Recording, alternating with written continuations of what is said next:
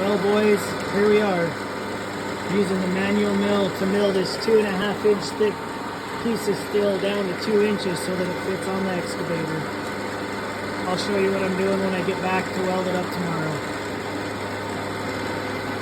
So look at her go.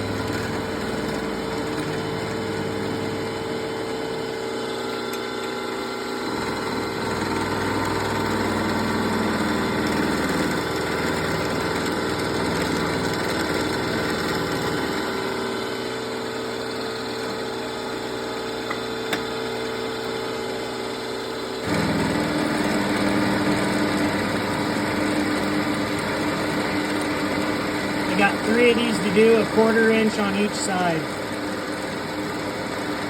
And I can only cut about 1/8 inch or less deep at a time. So it'll be fun.